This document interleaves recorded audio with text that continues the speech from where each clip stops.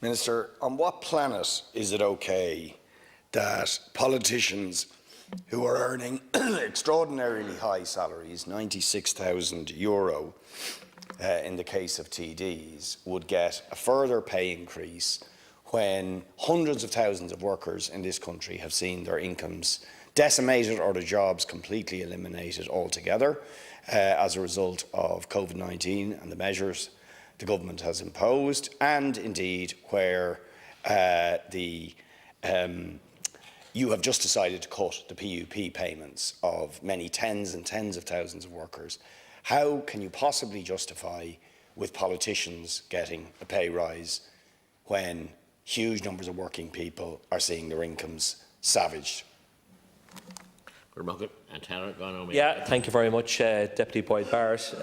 The first point to note is that the 1st of October adjustments to pay in the public service form part of the broader ongoing process of unwinding FEMPI reductions, which has been negotiated with the public service trade unions and delivered through successive collective agreements from the Lansdowne Road Agreement to the current Public Service Stability Agreement.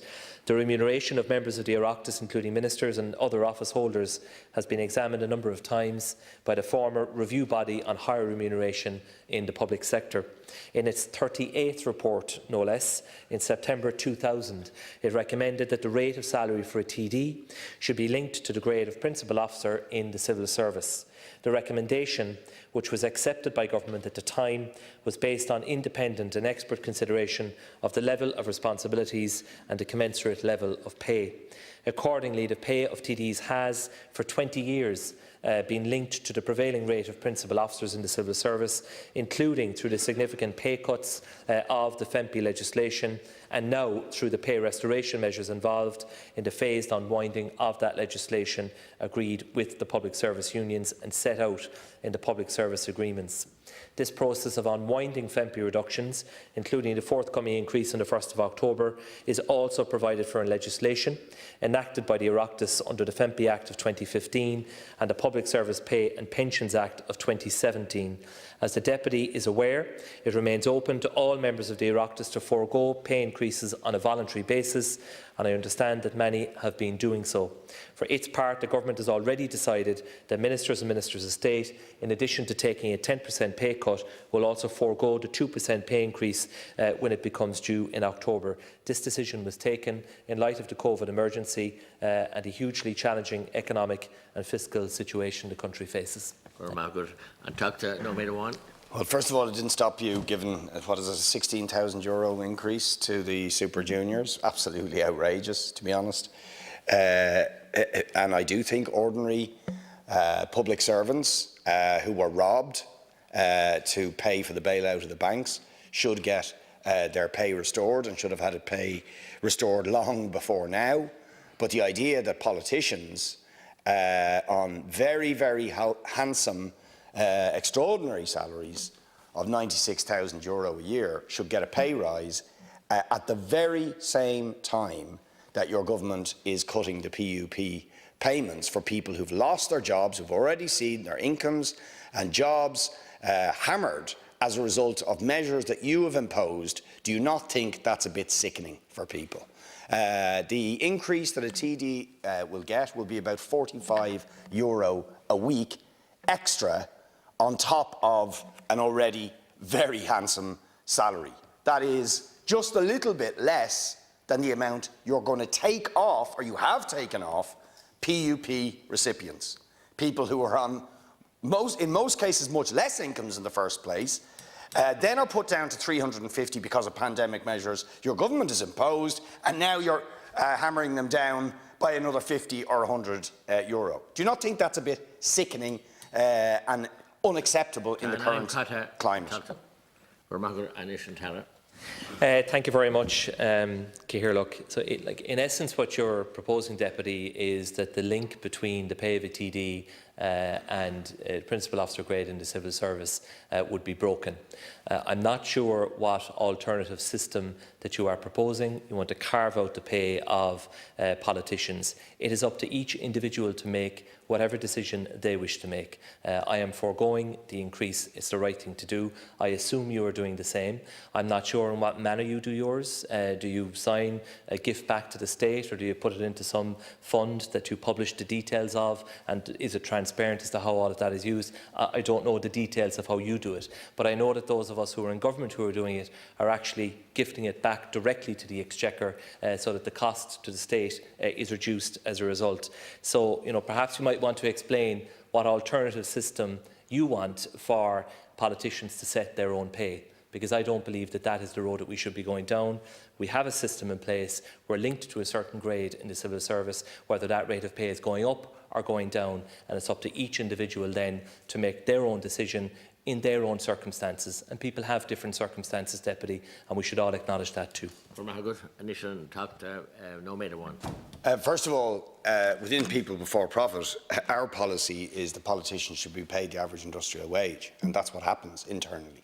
So then we would be in the same position as the people we represent and would have a vested interest in representing the collective and not just looking after ourselves. That's our policy.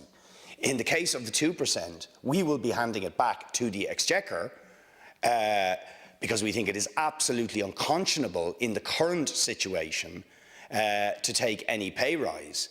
Although, frankly, it hurts me at the thought we're handing it back to a government that will then give it on to some other pampered group rather than give it to the people who actually need it. And you haven't really answered my central question. Do you think it is okay that it looks very good, or indeed that it isn't simply sickening for people who have lost their jobs and income, who are on the PUP and who've just had their PUP cut by your government, to see the politicians that are doing that getting a pay rise? Do you not think that just really looks awful and is unacceptable? It's a kick in the stomach to people who are already down.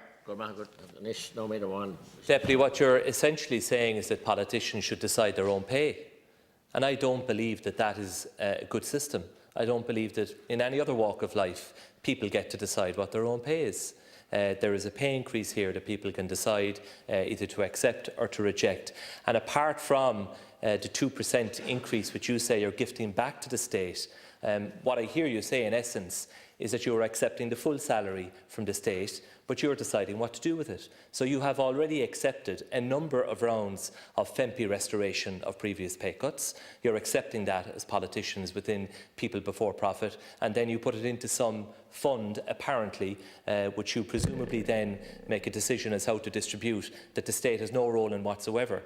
But apart from this 2%, what I hear you saying is that you're accepting the full salary from the state. So, like what we're doing here is open and transparent, and you're preaching over there, while at the same time you've been taking the full salary from the state and not telling everybody then what the balance that you say you don't take in net terms. Is it gross, is it net? Where does that money go?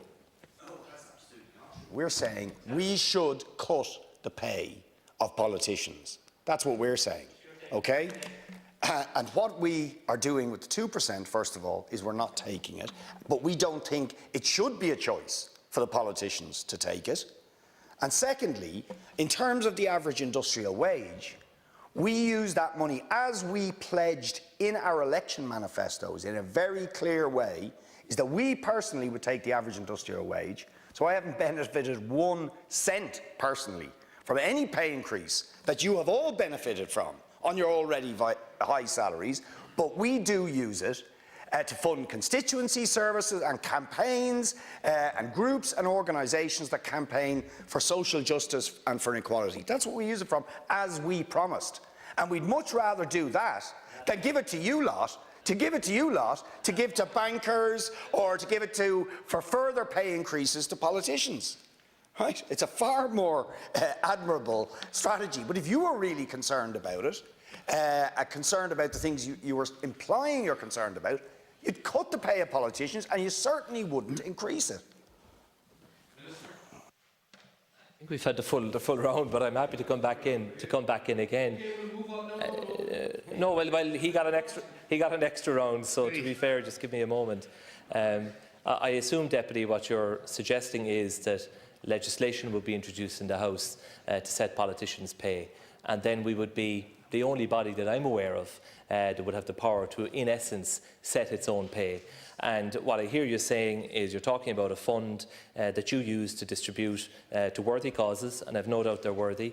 I haven't seen that fund, the operation of it, how transparent it is. I assume it's fully published for everyone to see. You talk about the average industrial wage. Is that gross? Is that net? I don't know. But the truth is, you're taking the full money from the state, and then you make a decision as you see fit what to do with it. And you should be honest and upfront with people that that's what you're proposing. Politicians should not set their own pay. We have a system in place which goes back for 20 years, and if individuals do not wish to accept the increase, they are perfectly open to doing so, as I am doing myself. Okay, Gordon,